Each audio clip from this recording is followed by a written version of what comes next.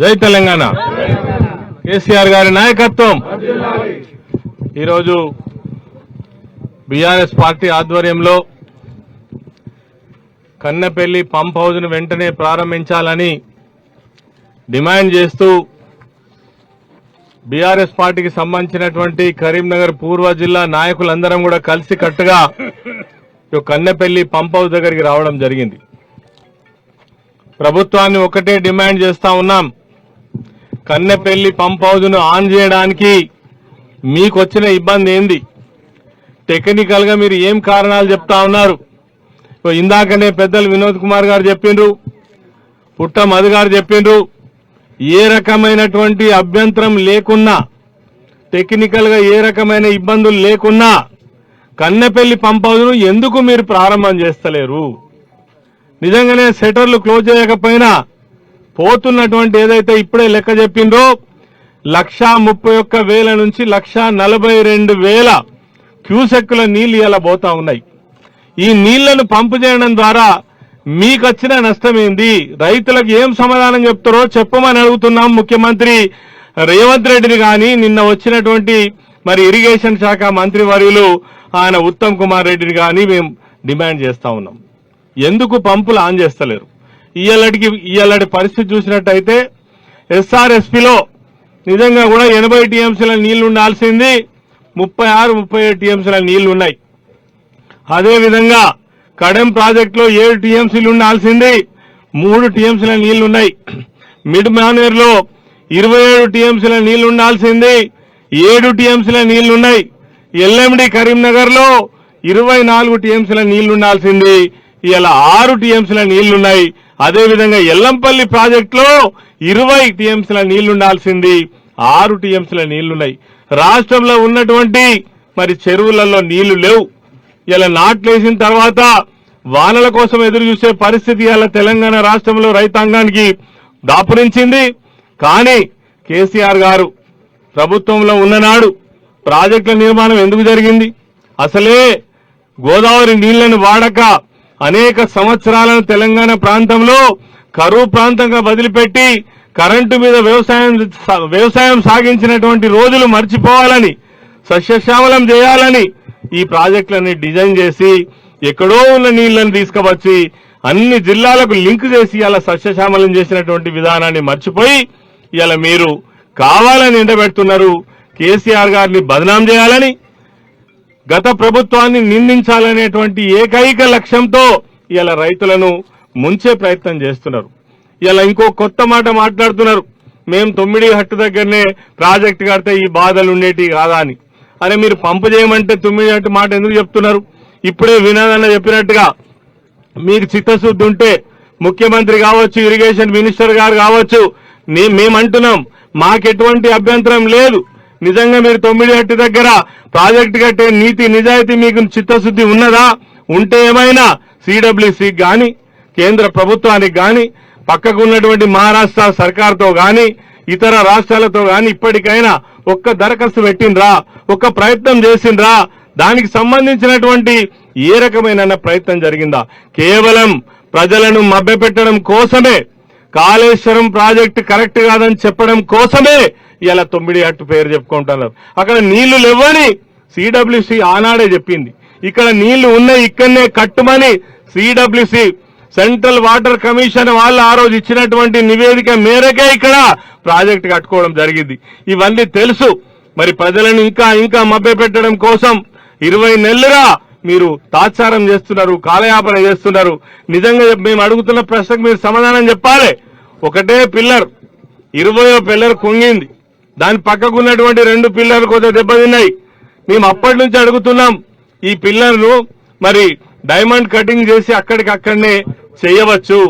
అదేవిధంగా ఎల్ఎన్టీ సంస్థ మీకు లెటర్ రాసింది, 10 సంవత్సరాల పాటు మాదే మెయింటెనెన్స్, దానికి 200 కోట్లు అయితే కావచ్చు, మేమే పెట్టి చేస్తాం, పర్మిషన్ ఇవ్వమని గవర్నమెంట్ అడుగుతా కూడా పర్మిషన్ ఇవ్వకపోవడానికి కారణం ఏందో చెప్పాలని మేము రేవంత్ రెడ్డి ముఖ్యమంత్రి గారిని అడుగుతా ఉన్నాం.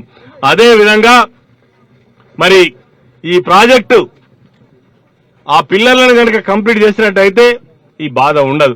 పిల్లర్లు లేకపోయినా, పిల్లర్లను ఏమాత్రం రిపేర్ చేయకపోయినా ఇక్కడ కన్నెపల్లి నుంచి కావచ్చు, లేదంటే అన్నారం నుంచి కావచ్చు, ఏ పంప్ హౌస్ నుంచి నీళ్లు గుంజినా మీకు ఇలా రాష్ట్రం అంతా నీళ్లు ఇచ్చేటువంటి అవకాశం ఉన్నప్పటికీ కూడా కావాలనే షరతుకు రైతుల ముంగట కేసీఆర్ చేయబట్టే నీళ్లు వస్తలేవని చెప్పేటువంటి దుర్మార్గమైన ప్రయత్నం జరుగుతున్నది. కానీ రైతులంతా అమాయకులు కాదు. వాళ్ళు 8-9 సంవత్సరాలు ఈ రాష్ట్రంలో ఏ ప్రాంతంలో అయితే నీళ్లు లేవో ఆ ప్రాంతానికి నీళ్లు తెచ్చినటువంటి నాయకుడు కేసీఆర్ గారు అనేది ఇలా బహిరంగంగా చర్చ జరుగుతా ఉన్నది. నేను చెప్తున్న ఏ కాళేశ్వరం తోటైతే మీరు కేసీఆర్ గారిని బీఆర్ఎస్ పార్టీని మరి ప్రజల ముందు అబాస్ పాలు చేయాలని చూస్తున్నారో ఇదే కాళేశ్వరం ప్రాజెక్టు ద్వారానే మీకు సమాధి కట్టక తప్పదని కూడా ఈ సందర్భంగా నేను మనవి చేస్తా ఉన్నాను. మీరు ఏ విధంగానైతే కుట్ర చేస్తున్నారో, ఏ విధంగానైతే కుతంత్రాలు చేస్తున్నారో అదే కుట్రలో మీరు సర్వనాశనం అవుతారు. ఎందుకంటే రైతు ఏడ్చిన రాజ్యం బాగుపడలే, ఇలా రైతులను మీరు ఉద్దేశపూర్వకంగా ఏడిపిస్తున్నారు.